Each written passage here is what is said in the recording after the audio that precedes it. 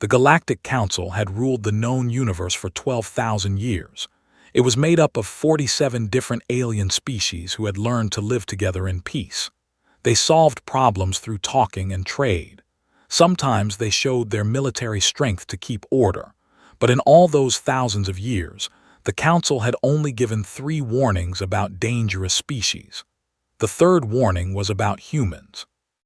Ambassador of the Dominion remembered the day they gave that warning.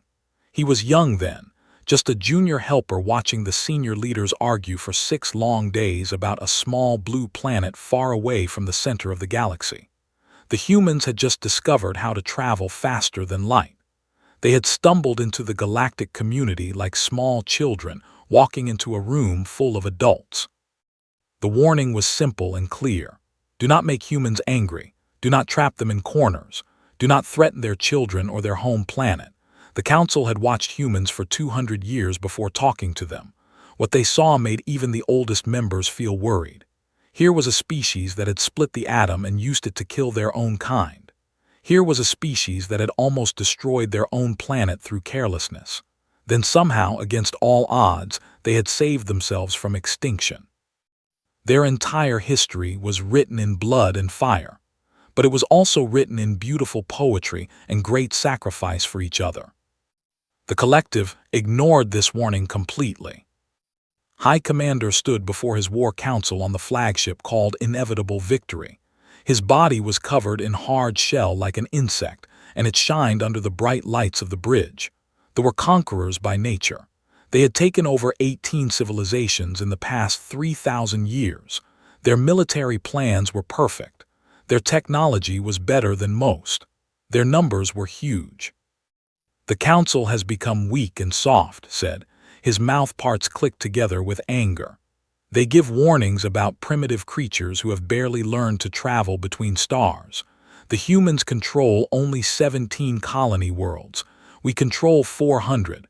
This is not a threat to us. This is a chance to grow stronger. His tactical advisor was a gray-colored veteran named. He brought up glowing displays showing human space. Their military is very small compared to ours. They have 12 carrier groups, maybe 200 ships that can fight. We could crush them with just one of our attack fleets. Then we will take their worlds, declared. Their people will join our collective. Their resources will help us expand further, and the Council will learn that their warnings mean nothing to us. The First Fleet crossed into human space on what humans would later call a Tuesday afternoon. Commander Lisa of the Earth Defense Vessel Steadfast was doing a routine patrol near a colony called New Montana. She was a career military officer, 43 years old. Her hair was turning gray, but she refused to color it. She had a reputation for staying calm under pressure that made some people uncomfortable. Commander, we are reading more than 300 enemy ships coming out of faster-than-light travel, her sensor officer reported. His voice was shaking a little. They match collective military signatures. Lisa looked at the display for a long moment. 300 ships against her patrol group of 6. The numbers were simple and terrible. Open a communication channel to the lead ship, she said quietly. The face that appeared on her screen was like an insect. It had compound eyes that reflected the lights from its own bridge. The translator turned the commander's words into flat, emotionless speech. Human vessel, you now belong to the collective. Turn off your weapons and prepare for us to board your ship. Fighting back would be pointless. Lisa leaned back in her chair. This is Commander of the Earth Defense Force. You have entered human space without permission. I must tell you that any attack will be met with equal response. I strongly suggest you leave now. The commander made a sound that the translator could not understand. Maybe it was laughter. Your threats are empty, human. You are outnumbered 50-1. Give up or be destroyed. Lisa nodded slowly, like she was thinking about the offer. Then she turned to her communications officer. Send the Fleet Priority Alpha message to Earth Command. Full invasion alert. Include all the tactical information we have. She looked back at the screen. I am going to give you one more chance to leave, not because I think you will take it, but because I want the record to show that we tried to avoid this." The commander responded by ending the communication. The first weapons fire destroyed the Steadfast left engine section. Lisa ordered her small group of ships to scatter, to run, to carry the warning back home. 2 ships escaped. The other 4, including the Steadfast, fought for 11 minutes against impossible odds. When the Steadfast finally broke apart, Lisa was still on the bridge. She was still giving orders. She was still fighting. The counted 57 of their own ships damaged or destroyed by just 6 human vessels. They did not understand what this number meant. On Earth, deep under the Rocky Mountains, there was a unified command center. Admiral Cole received the Priority Alpha message there. She was 61 years old, a grandmother with 4. She was the highest-ranking officer in the Earth Defense Force. She had hoped to retire next year. She read the tactical information twice. Then she picked up the red phone on her desk. This phone connected directly to every major world leader at the same time. "This is Admiral Cole," she said. Her voice was steady and calm. "We are at war." Within hours, the news spread across Earth. People gathered around screens in homes, in offices, in public squares. They watched the footage from the Steadfast's final moments. They saw Commander standing firm on her bridge as her ship came apart around her. They heard her last words to her crew. "Make them remember us." And humanity did remember. They remembered the 6 ships that stood against 300.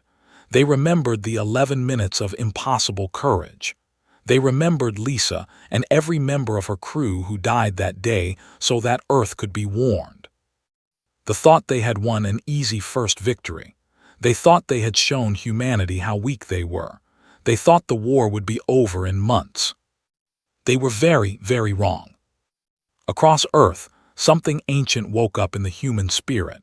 It was something that had carried them through ice ages and plagues. It had carried them through world wars and near extinction. It was the simple, stubborn refusal to give up. The simple determination to survive no matter what.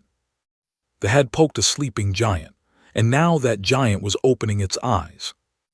The collective conquered New Montana in 3 days. The colony had 2 million people living there. Most of them were farmers and miners who had come looking for a simple life on the frontier. They had a small defense militia of about 10,000 men and women. These people had basic military training and old equipment. They expected everyone to surrender right away. What they got was something very different. Marshall was a wheat farmer. He was 56 years old and had a bad knee from an accident with farming equipment. He had not fired a weapon in 30 years. When the drop ships came down near his community, he grabbed his grandfather's old hunting rifle from above the fireplace. He joined his neighbors in the fields. They could not win. Everyone knew they could not win. They had control of the sky. They had advanced weapons. They had soldiers that were born and raised for combat. The farmers of New Montana had only their determination. They knew the land well, and they had absolutely nothing left to lose. The resistance lasted 6 weeks. 6 weeks of surprise attacks and sabotage. 6 weeks of farmers and teachers and shopkeepers dying by the hundreds to kill soldiers by the dozens. 6 weeks of the learning, for the first time in their history of conquest, what it meant to fight an enemy who simply refused to stop fighting. Marshall died on the 32nd day. He led a charge against a supply depot with 40 volunteers. They destroyed the depot and everything in it. None of them survived. The commander who watched the recordings later noticed something strange. The humans had been smiling as they ran towards certain death. High Commander received reports from New Montana with growing worry. The humans were beaten. Their world was occupied, yet they kept fighting. Every day brought new attacks, new acts of defiance, new shows of stubbornness that seemed almost crazy. "They do not make sense," his advisor said. "Our predictions cannot tell us what they will do. They do not respond to superior force by giving up. They respond by fighting harder. They will learn to obey, said, but his voice did not sound as sure as before. Meanwhile, Earth was getting ready for war. Admiral Cole stood before the United Nations General Assembly. For the first time in human history, it was working as a unified war council. Representatives from every nation on Earth filled the room. Their old arguments and rivalries suddenly did not matter anymore. They faced a threat from outside their world. The collective has started a war against humanity, Cole began. They have invaded our space. They have killed our people. They have taken our colony. They think we are weak. They think we are primitive people who will fall apart when faced with their numbers and technology. She paused and looked out at all the leaders. They are about to learn how wrong they are. The human response to the invasion shocked the entire galaxy. Within 6 months, Earth's factories were producing 4 times more than before. Places that had been making consumer products were changed to make military equipment. Scientists stopped their commercial work to develop new weapons. Millions of people volunteered to join the military. But it was not just the size of the response that surprised everyone watching. It was what kind of response it was. They had expected humans to build bigger ships and more powerful weapons. They expected copies of what humans already had. Instead, human engineers looked at technology carefully. They found its weak points. Then they designed systems that would attack those exact weaknesses. Dr. Samuel was a physicist who had spent 20 years studying faster-than-light travel. He was 63 years old and had been divorced twice. He had been thinking about retirement when the war started. Now he worked 18 hours every day in a converted warehouse in Nevada. He led a team of 200 researchers on something they called the Gravity Well Project. The faster-than-light systems need very exact calculations about gravity, he explained to Admiral Cole when she came to visit. They cannot jump into or out of areas where gravity is too strong or unpredictable, so we are building machines that create artificial gravity wells. If we put them around a fleet, they get trapped in normal space. No running away. No backup coming to help them. How long until it works? 6 months, maybe 5 if you can get me more engineers. Cole nodded. You will have them by tomorrow. The first big counterattack came 8 months after New Montana was invaded. Admiral Cole personally commanded the task force. She had 50 ships against the occupation fleet of 120. The Battle of New Montana would be studied by military schools across the galaxy for hundreds of years. Not because of the tactics used, though they were clever. Not because of the weapons, though they were new. It was studied because of what happened when human ships started fighting. The fleet formed up in their standard defensive shape. They were confident because they had more ships. Then the human ships turned on their gravity well generators. Suddenly, they realized they could not escape. What came next was not really a battle, it was a lesson. Human ships did not fight the way ships fought. They did not stay in formation. They did not follow patterns that could be predicted. They did not retreat when damaged. They moved like a swarm, adapted to changes, and took crazy risks that somehow worked. Captains made instant decisions that should have been impossible. They seemed to know what they would do before they did it. Lieutenant Commander Danny of the destroyer Relentless found his ship caught between 3 cruisers after his engines were destroyed. Normal military rules said to surrender or die in place. Instead, he overloaded his reactor and crashed his ship into the nearest enemy vessel. Both ships were destroyed. A third was badly damaged by the explosion. His last message was simple. Tell my mom I love her, and tell these bugs they picked the wrong species to mess with. When the battle ended, 73 ships had been destroyed.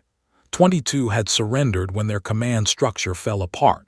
Humanity had lost 18 vessels. New Montana was free again. High Commander received the news in silence. For the first time in his long career of conquest, he started to wonder if maybe the Council's warning had been right after all. The humans had shown something that day. They had shown that numbers do not always decide who wins. They had shown that technology alone cannot guarantee victory.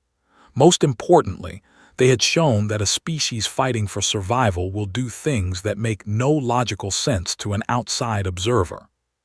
And they were just getting started. The Battle of New Montana sent waves of shock through the entire galactic community. Species that had thought of humanity as a small curiosity suddenly started paying very close attention. The Galactic Council called an emergency meeting to talk about what this meant. Ambassador, now a senior member of the group, watched the meeting with mixed feelings. He felt proven right but also felt great worry. He had argued against ignoring the Council's warning. He had tried to explain what humanity really was. Nobody had listened to him then. "The humans have beaten a fleet," the representative announced. Her body was made of crystal and it pulsed with nervous energy. "This has never happened before. They have not lost a major fight in 800 years. "One battle does not win a war," the ambassador said back. His mouth parts clicked in a defensive way. "The collective will send more ships. The humans will be crushed under our numbers." "Will they?" spoke for the first time. "The Council warned you. We studied these creatures for 200 years before we talked to them. We watched them fight each other with weapons that could destroy their whole civilization. We watched them come close to dying out a dozen times and pull themselves back every time. And do you know what we decided?" He stopped talking and let the silence fill the room. "We decided that humanity cannot be conquered. They can be killed, yes. Every single one of them can be wiped out if you are willing to pay the price. But they will never give up. They will never surrender. They will fight until they win or until there are none of them left. And they will make you pay in blood for every small piece of ground you take." The ambassador waved his arm to dismiss these words. "Nice speech. The collective has heard such talk before. Every species thinks it is special until it faces our fleets." "Then maybe," said softly, "you should ask yourself why the Council, which has watched every species in this galaxy, chose to give a warning about this particular one." The war went on. They sent 3 more fleets against human space over the next 2 years. Each one was beaten. Each defeat cost the humans a lot, but the costs to them were much worse. And humanity was not just defending anymore. They were attacking. Captain Maria Santos commanded the cruiser Defiance. She was part of the first human fleet to bring the war into space. She was 38 years old, born in Ayres. She had lost her brother during the first invasion. She volunteered for the attack mission the same day it was announced. The target was an industrial world called 7. It made 30% of all the military ship parts for the collective. Destroying it would cripple their ability to make war for years to come. "Captain, we are seeing heavy defenses in orbit," her tactical officer reported. 40 combat platforms plus a defense fleet of about 60 ships. Maria studied the display. Her attack force had 22 ships. The math said they could not win. She thought about her brother, about New Montana, about 6 ships holding the line against 300 so that a warning could reach Earth. "All ships attack pattern Sierra," she ordered. "We are going straight through them." The Battle of 7 lasted 9 hours. Human ships used tactics they had never seen before. They found holes in defensive formations and attacked them. They worked together with a speed that seemed almost like they could read minds. The gravity well generators trapped the defense fleet in place. No help could come. No escape was possible. When it was over, every combat platform was destroyed. The defense fleet was shattered into pieces. Human soldiers had landed on the planet's surface and blown up all the industrial buildings. Maria Santos survived the battle. The Defiance was so badly damaged it had to be pulled back home by another ship. She would go on to command the force that eventually attacked the itself. But the real importance of 7 was not military. It was about what other species thought when they saw what happened. For the first time in 3,000 years, the collective was defending instead of attacking. For the first time, they were losing. And for the first time, other species began to wonder if maybe, just maybe, the humans could actually win this war. On Earth, the war had changed everything about society. The whole economy was focused on making military supplies. Rationing was normal everywhere.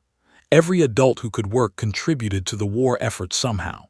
And yet, despite all the hardships and despite the death count going up every day, the spirit of the people stayed strong. Private First Class was 19 years old when he went to the front lines. He was from a small town in Ohio. He had planned to go to college to study engineering. He had never been more than 100 miles from home before he joined the military. Now he was getting into a dropship for an attack on an occupied world. "Are you scared?" the soldier next to him asked. Her name was Corporal Diana. She had fought in 3 campaigns already and had somehow kept her sense of humor. "Very scared," admitted. Diana laughed. "Good, being scared keeps you sharp. Just remember why we are here." "Why are we here?" She looked at him and her face became serious. "Because if we do not stop them, they will come for Earth, for our families, for everything we love. So we go out there and we fight and we win. Not because we are braver than them or stronger than them, because we do not have any other choice. Survive that attack, and the next one, and the next one after that. He would eventually become a major and command the operation to free New Montana's sister colony, New Virginia, 5 years into the war. The humans called it the Great War. It was as if all their previous wars had just been practice for this one. They called it the human nightmare. Historians across the galaxy would eventually call it the First Contact War, though that name did not really fit either. It was simply humanity doing what humanity had always done, refusing to die, refusing to quit, refusing to accept that the odds were against them. The galaxy was watching, and the galaxy was starting to understand why the Council had given that warning so long ago. 7 years into the war, High Commander stood in the ruins of what had once been the military academy on there. Human attacks from space had turned the ancient building into rubble 3 days before. Somewhere in the distance, he could hear the sounds of fighting. Human ground forces were pushing deeper into the capital city with every passing hour. "How did this happen?" he asked out loud, though he no longer expected anyone to answer. His advisor was dead. He had been killed during the human attack on the main shipyard 2 years ago. Most of his war council was dead too. The fleets he had commanded were scattered or destroyed. The collective, which had seemed impossible to defeat, was being taken apart piece by piece. The humans had not been kind in their victory. Oh, they did not commit terrible crimes. They did not kill civilians on purpose or torture prisoners.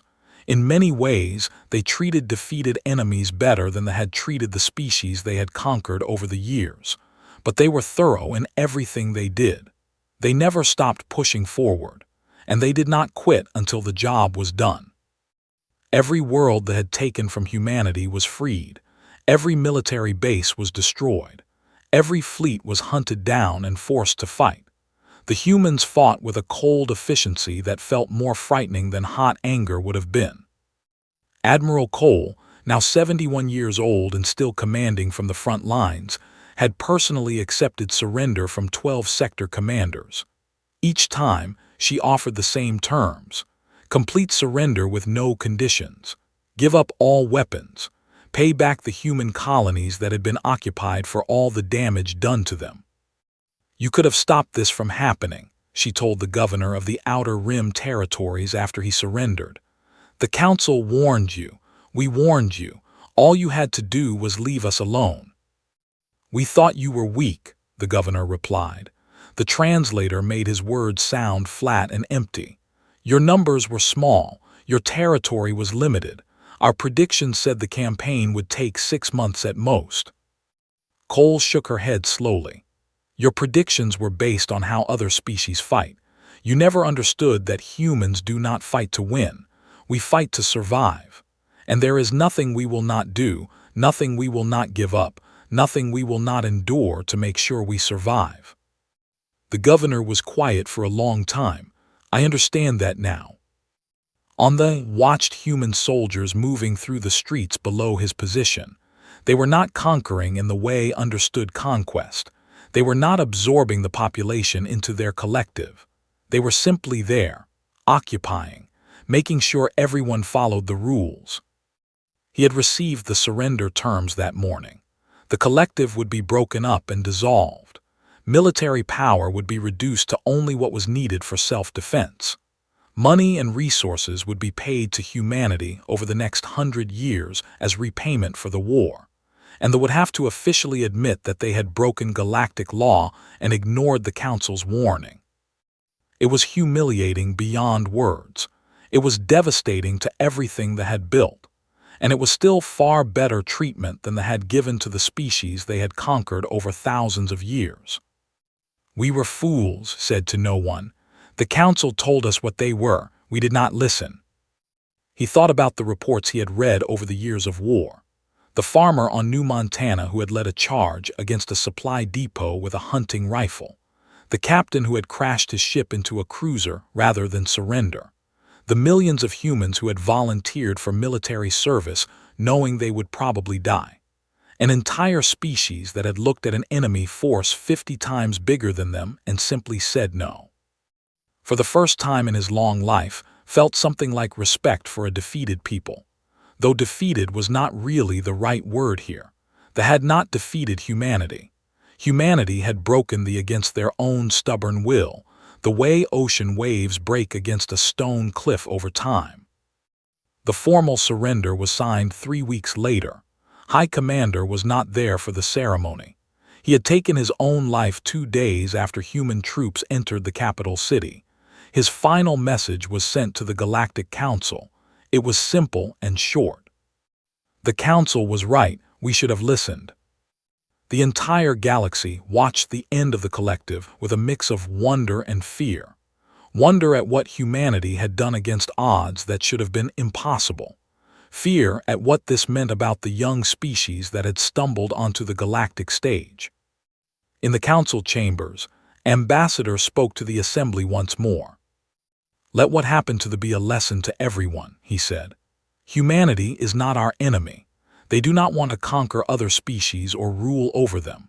They only want to exist, to grow, to explore, just like any species does. But if they are threatened, if they are cornered, if they are given no choice but to fight, they will become something that cannot be stopped." He paused and looked around at all the representatives from different worlds. "The Council's warning still stands. Do not make humanity angry. Do not threaten their children or their home, because if you do, you will not be facing an army. You will be facing a force of nature, and nature does not make deals or compromises." The room was completely silent. Every species present was thinking the same thing. They were thinking about what they had seen over 7 years of war. They were thinking about what humanity had proven itself capable of doing. And they were all very glad that humans seemed to want peace. The war had cost both sides greatly. Millions of humans had died. Billions had died. Whole worlds had been damaged or destroyed. The scars would take generations to heal. But humanity had survived. More than survived. They had shown the galaxy that they were not a species to be taken lightly. They had earned respect through blood and sacrifice and sheer stubborn refusal to accept defeat. The collective was finished, and the galaxy would never forget the lesson of what happens when you ignore the warning about humans. 20 years after the war ended, humanity had changed in many ways. They had grown their territory 10 times larger, taking over the space that used to belong to and setting up new colonies across the spiral arm of the galaxy. Their population had doubled. Their technology had jumped forward by hundreds of years. But more than anything else, their place in the galaxy had changed completely. Ambassador Caroline stood before the Galactic Council. She was the first human to speak to that important group in an official way. She was 45 years old and had served in the military before becoming a diplomat. She had lost her left arm during the Battle of Seven. She refused to have it, keeping the artificial replacement as a reminder of what humanity had been through. "Thank you for letting me speak here today," she began. Her voice was calm and measured. "Humanity is honored to be invited to join the Council as a full member. We accept this invitation with humble hearts and with a promise to support peace and success for all species." The chamber was silent. Every delegate watched her with different feelings. Some were curious. Some showed respect. Some could not hide their fear. "I know that many of you are not sure about humanity," Caroline continued. "You watched us fight a war that should have been impossible to win. You saw what we did to the collective. And you wonder, what will this species do next? Are they conquerors waiting for their chance? Will they turn their fighting spirit outward now that the immediate danger has passed?" She paused and let the questions hang in the air. "I cannot tell you what humanity will become. We are young by galactic standards. We are still learning who we are as a species among the stars, but I can tell you what we want. We want what every species wants: a future for our children, safety for our homes, the chance to explore and discover and grow." She looked directly at Ambassador. He had worked hard to get humanity invited to the Council. "We did not want war with the. We warned them just as the Council warned them that we would protect ourselves. They chose not to listen. What happened because of that choice was tragic for both our peoples. Millions of humans died. Billions of died. None of it needed to happen." Her voice became a little harder. "So let me be very clear about one thing. Humanity will not start wars. We will not conquer other species. We will not threaten anyone. We will be good neighbors, reliable partners, and faithful friends. But if we are attacked, we will defend ourselves. And we will not stop defending ourselves until the threat is gone. That is not aggression. That is survival. And survival is something we take very seriously." The vote to let humanity join the Council was unanimous. Every single species voted yes. On Earth, the news was celebrated with pride and relief mixed together. After 20 years of war and rebuilding, humanity had finally been accepted by the galactic community. They were no longer the strange, primitive species from the outer edge of the galaxy. They were now a major power, respected and maybe a little bit feared. Admiral Cole, now 91 years old and retired for many years, watched the celebration from her home in Colorado. Her granddaughter sat beside her. The young woman was named Sophie, and she had been born after the war ended. "Grandma, what was it like?" Sophie asked. "During the war, I mean, were you scared?" Cole was quiet for a long moment before answering. "Every day, every single day I was scared. Scared that we would lose. Scared that I would make a mistake that would get people killed. Scared that everything we were fighting for would be destroyed." "But you did not show it." "No, because the people who served under me needed to believe we could win. They needed to see their commander standing strong even when everything seemed hopeless. So I stood strong. We all did, every single one of us." Sophie thought about this for a moment. "Do you think we will have to fight again? Another war?" Cole looked at her granddaughter. This young woman had never known anything but peace. "I hope not," she said. "That is why we are joining the Council, to prevent wars, not to fight them. But if we do have to fight again," she smiled a little, "well, we have shown what we can do. I do not think anyone in the galaxy wants to test us again." Across human space, the anniversary of the war's end was marked with memorials and celebrations. On New Montana, where everything had started, a massive monument stood in the center of the capital city. It was a simple stone pillar with the names of everyone who died during the occupation and liberation carved into it.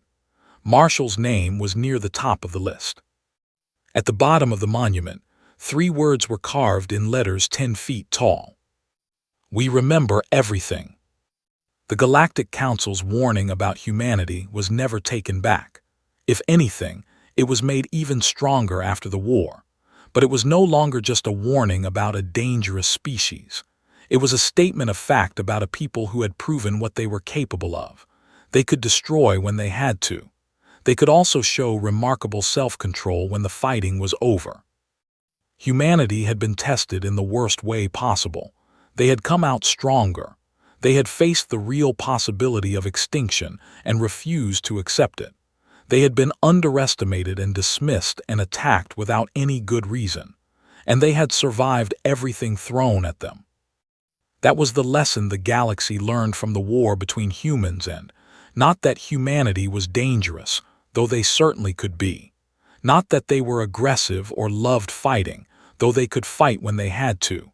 The lesson was simpler and more important than that. Humanity endures. They had survived ice ages and diseases and famines. They had survived wars among themselves and nearly destroying their own planet. They had survived the emptiness of space and the hostility of a universe that did not care if they lived or died. They had survived an invasion that should have crushed them completely. And they would survive whatever came next. The galaxy could count on that. Ambassador, in his final speech to the Council before he retired, said it best. When we first met humanity, we thought they were primitive creatures who had found technology they did not deserve. We were wrong. They are survivors. Every single one of them carries thousands of years of struggle in their blood. They have triumphed against impossible odds over and over again. They have refused to surrender to extinction no matter what. That is what makes them dangerous, not their weapons or their tactics or their numbers. It is their absolute refusal to ever give up. He paused, and his old eyes looked around the chamber. The galaxy will be better because they are part of it. They will bring energy and creativity and a way of seeing things that none of us truly understand. But never forget what they can do when they are pushed too far. Never forget New Montana. Never forget the collective. His voice dropped to barely above a whisper. Never forget the warning. The chamber was completely silent, and somewhere out in the vast reaches of space, humanity continued its journey among the stars. They carried with them forever the fire that had been created in the heat of war. They had earned their place in the galaxy, and nothing would ever be the same again.